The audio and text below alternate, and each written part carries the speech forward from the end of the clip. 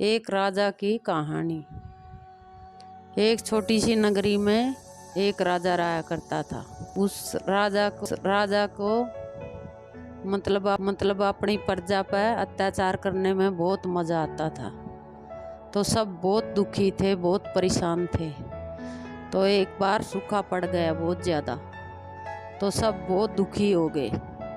दुखी होके राजा के पास आने लगे बोले महाराज मदद करो।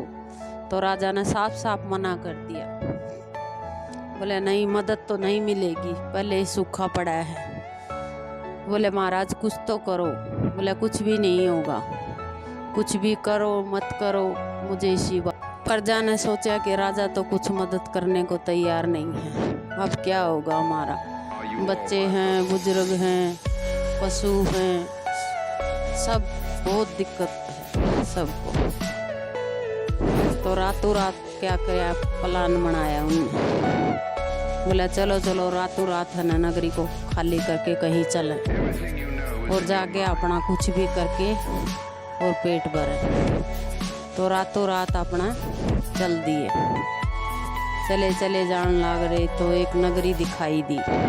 नगरी के पास जाके और रुक गए। बोला रात विश्राम करा और सुबह देखेंगे कुछ काम मिलेगा। तो रात में खाना वाना बनाया और खा के सो गए। सुबह नगरी में जाके बोलने लगे कि कोई काम पर रखे। दूसरा राजा के सैनिक घूम रहे थे। बोले महाराज कोई काम के लिए पुकार रहा है। बोले जाओ उनको लेके आओ। राजा के पास लेके गए। तो बोले क्या चाहिए तुमको। बोले महाराज काम चाहिए। बोले क्या काम कर सकते हो। बोले महाराज कुछ भी काम करने के लिए तैयार है। बोले कहाँ से आए हो। बोले पास ही नगरी से आए। बोले ठीक है तुमको काम तो दे दूंगा, लेकिन है ना चोरी नहीं चाहिए, बाकी अच्छी तरह रहो, सबको खाना मिलेगा, सबको सब कुछ मिलेगा। बोले ठीक है महाराज, कुछ भी ऐसा नहीं होगा जो आपको कोई दिक्कत हो। बोले ठीक है। तो सब तैयारी में जुट गए, लकड़ियों का काम दे दिया कारोबार और अच्छी डाल।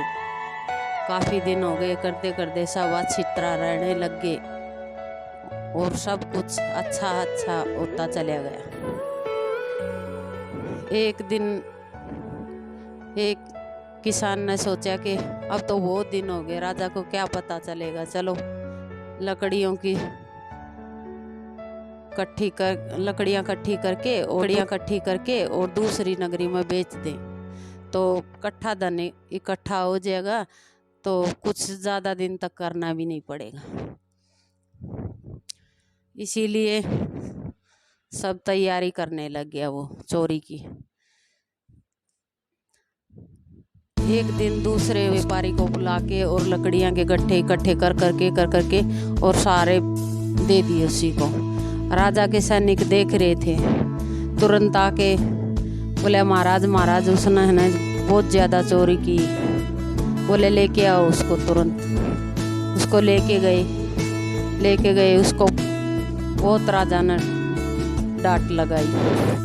बोले ये बात मैंने पहले ही मना की थी, अब यही बात तू दोबारा फिर कर, वही चोरी की है, अब तुझको कुछ भी नहीं मिलेगा, तुझको फांसी दूं या बाहर निकालूं या क्या करूं। बोले नहीं महाराज, मुझे फांसी मत तोड़ो, मुझे बाहर निकाल दो तो ठीक है। बोले तुझको भी कुछ नहीं मिलेगा और जो ये तेरे साथ हैं इनको भी खाना पीना अच्छे बन। बोले नहीं महाराज, इनका क्या कसूर है। बोले नहीं अब तो सबका ही कसूर है। तो सब बंद कर दिया, कारोबार जो दिया था वो सब बंद किया। उसके बाद सब फिर उसी तरह रोने चीखने लगे। बोले भगवान अब क्या करें, नगरी भी छूट गई, सब कुछ फिर बर्बाद हो गया।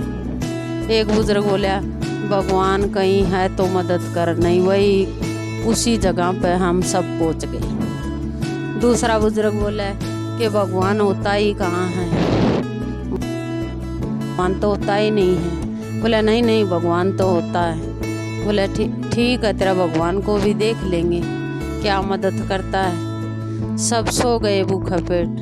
रात में शिव पार्वती देख रहे थे, शिव पार्वती देख रहे थे उनको। तो बोले ये भगवान इनकी मदद करो। बोले नहीं नहीं पार्वती दुनिया में है ना बहुत ज़्यादा दुखी हैं, किस किस की मदद करें। बोले नहीं नहीं महाराज इनकी मदद करो। तो जाके बोले बुजुर्ग उठो, आप बहुत दुखी हो हमको पता है, चलो अच्छी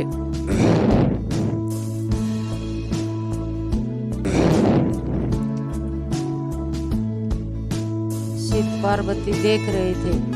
तो बुजुर्ग की इतनी मदद की उनने कि वह है न बहुत खुशी खुशी अपना फेरता जीवन अच्छी डाले रहने लग गए और कुछ भी कमी